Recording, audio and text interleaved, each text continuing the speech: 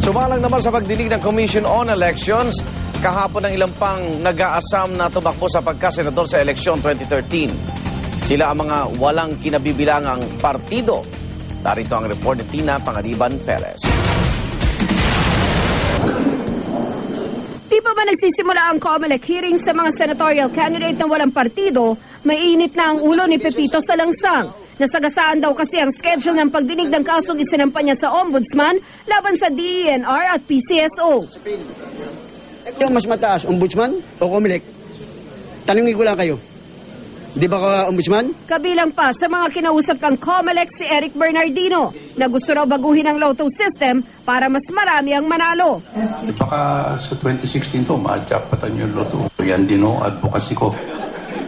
Nagising naman ang lahat nang sumalang si Arsenio Di Maya na gustong bigyan ng gulay ang lahat ng Pilipino. A privilege motion, Mr. Honorable Commissioner. So, Ano po yung privilege? Privilege motion? Yes, to address the general special meeting, special session because sometimes are sleepy already. Gusto niyo bigyan ng kulay ang buong Pilipinas? Of course, sir. Si Anicio Escosura na nakakuha raw ng mahigit 2,000 boto ng tumakbong gobernador ng Rizal noong 2010, hindi raw baguhan sa literal na pagtakbo.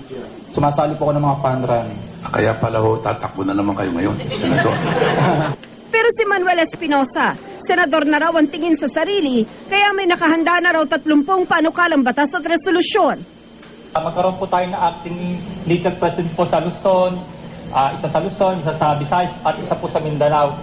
May direct line naman daw kay US President Barack Obama si Eduardo Fernandez na isusulong daw na maging estado ang Pilipinas ng Amerika. Ako po may online sa White House kay President Obama. Ang termino naman pong Pwede na ho sa inyo, karapat dapat po sa katulad nyo. Pwede na ho. Sige, Katulad maraming nyo, salamat Chairman ho, Sir Fernandez. Fernandez. Dahil sa buti ng buhok ninyo, ito yung kagalang-galang kayo.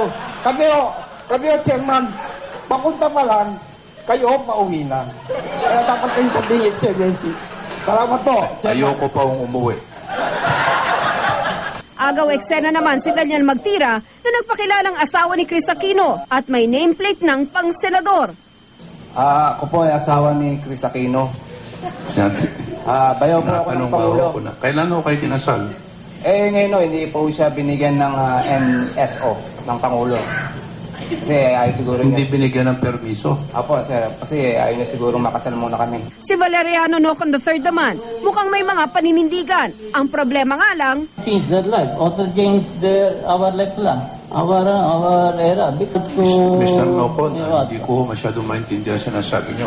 Gusto mo Tagalogin? Kasi po, dito po sa fairness sa sinasabi ko, mga kami to natin to, lahat magpapakumbaba. Any other questions, sir? Sige ho, Mr. Nocon, napakaliwalag ho ng iyong programa. ang inip na inip ng si Pepito Salangsang, hapon na nang maisalang. Kaya late na raw sa Ombudsman at Commission on Audit kung saan maraming ahensya raw siyang kinasuhan. Meron pa ho ba kayo ibang dinimanda? Maray po. Ay, marami. Sino ho? Hindi ho kasama ang Commission on Elections? Pagalang-galang kayo lahat at ginagalang ko rin kayo. Paano kayo pupunta sa Senado kung idedemanda nyo lahat ng tao? Sa 42 ipinatawag, 17 ang hindi sumipot, kasama ang nagpakilalang may-ari ng Pilipinas at ang nag-alok pa noon sa akin ng kasal. Seriously speaking, kung hindi po ako nauna sa banig, maski sa ang simbahan, pakakasalan ko itong babae. Para sa unang balita, Tina Pangariban Perez reporting.